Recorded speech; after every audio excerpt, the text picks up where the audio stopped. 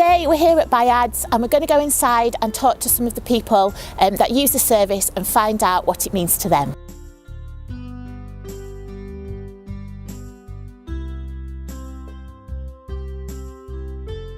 BIADS is a fantastic support service. It is based in Barnsley and it's for people and their families who are suffering from or experiencing issues with Alzheimer's and dementia. June the 1st, we actually started work, Linda and I, in the two little offices. 2011, we had more offices, then doing far more activities.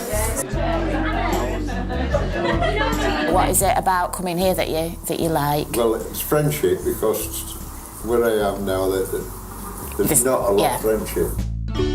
We try to target all different types of health, so if it's psychological, it can be anything from our singing activities. So we run a singing group on Mondays, 40-50 people come along and all, a bit like a choir really. Or it could be types of physical health, so anything from sort of seated exercise sessions that we do weekly to actually people from NHS come and deliver gym-based sessions upstairs, or just more social aspects like dementia cafes, Relax and Revive that's doing a group activity, anything from sort of theatrical to physical stuff as well. Quite a range really, try and cover all aspects because dementia affects people in different ways. It could be that somebody struggles with coordination, so they might need that bit more of a social side of things, whereas some people the body starts to shut down, so we can try and slow the effects if we're doing more physical activities. But we were getting bigger all the time, caseload was getting larger. We were probably up to about 120 families that we were looking after, constantly looking for funding. We decided that we needed a bigger building and started the Buy a Brick for BIADS campaign. And I think we moved in here on November 2013 and had our 5th birthday last year, 2015. In 5 years we've got to this, really big. Oh, I've so much support and activities. No matter whether it's music, whether it's art, there's always a smile on the people's faces. So it's gratifying for you then, as part of your company, knowing that you're doing your job right because you're making these people happy. You're making a difference. Even if somebody just goes away with a smile on their face every day, you know that they feel better.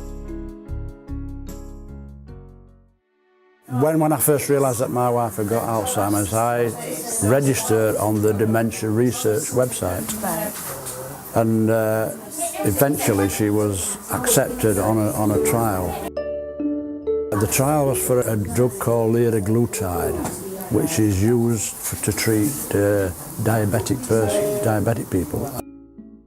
Somebody who's got Alzheimer's and got diabetes, they realised that it was beneficial on the Alzheimer's side, so that's the trial that she's been on. See a difference in people who attend the sessions? Can you see how it influences them and affects them in a positive way?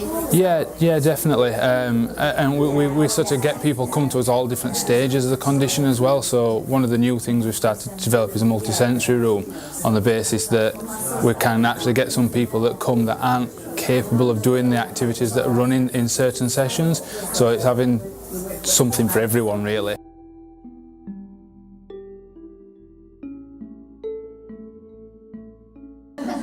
I'm not too bad, Dave's not too bad, Justin's not too bad, but some people can't leave their partners, so they never get opportunity to do anything on their own.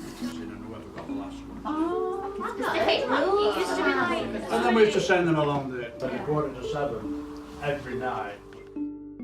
Yeah, I think one of the things for me would be sort of breaking out the shackles that we have of being confined to this building really, and taking people out to the environment and doing things that are or were people's hobbies for a long time. So if that's gardening or having an allotment, a lot of people that come used to have allotments. And she loves gardening, so gardening's always something that she goes in the garden and she's just picking up leaves, she's fine. But they've had to give it up because they haven't got the capabilities to be able to do that on themselves anymore. I'll get her involved, we're doing the dusting, I'm doing the oven, she's doing the dusting, I do the washing, she does the drying. So you've got to keep them involved. So to have an allotment or to do a walking group, people used to love to go and walk, but it's not, it might not, the carer might not be capable of doing that. What are your favourite activities, Fred? So due to the health of either of them, the hobbies have stopped. And we call it chubs. Chubs? Now, if you don't know what it is, it's bulbarians, and you have to get large ones, as bigger than lollipops, you can remember. And you have to put that in the ground, make a coil. It's simple, sometimes it's just simple discussion. But it's lovely talking to carers, out to sit down and talk to other people who've got the same problems as what we've all got. Because everybody went in to listen to the radio. 3 or 4 yards away. Earlier they were playing a game where what was your childhood favourite activity to do? So did you play a game, were you playing board games, were you outside, were you indoors? And people were kind of like, oh yeah, like I remember this game, I remember that game, and it's just that connection then of everybody else saying, oh yeah, I remember that as well and I really enjoyed it, and that communication of everybody, just because everybody helps each other out then to feel better and remember all these really nice things.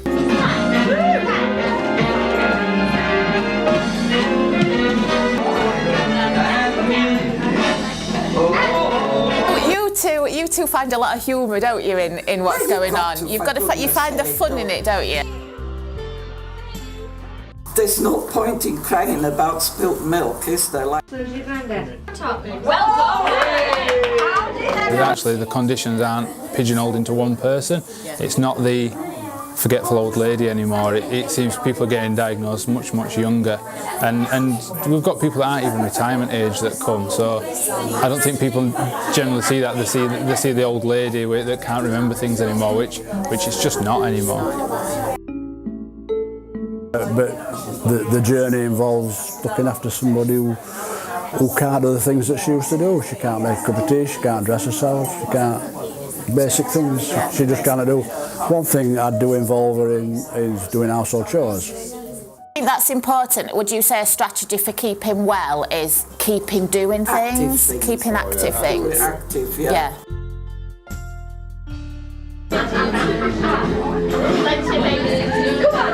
But one thing I've always thought about, never ever set them up to fail.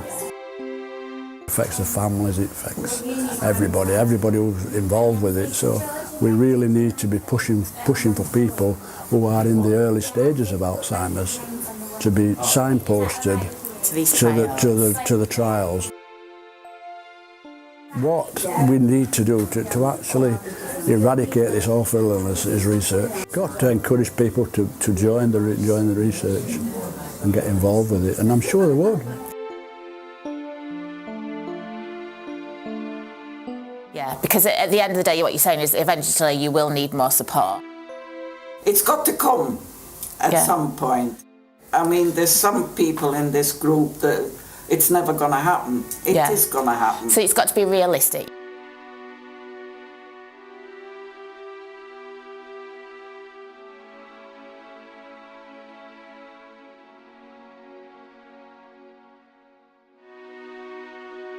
First point of call, I think, should be, well, in this particular area, is the memory clinic. Right. So the memory clinic are the one who diagnose patients right from the start. They actually scan them, and then when the diagnosis is given to the patient. Right. So my thoughts are that the signposting should come from the memory clinic, but as far as I know, it doesn't. They can signpost them to it, but nobody can make them do it. If they don't want to go on the trial, they want to go on the trial, but at least they're told about it.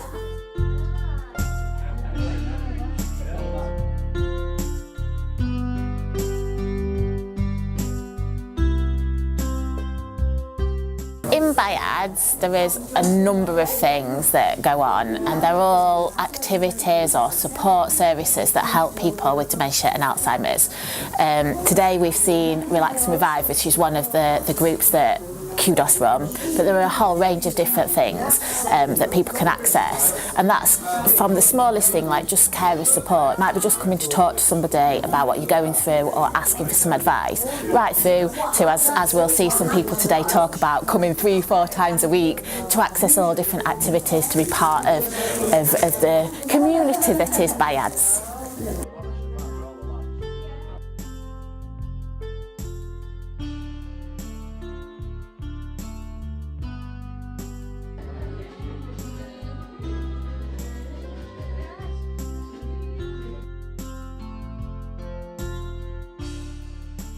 There we go.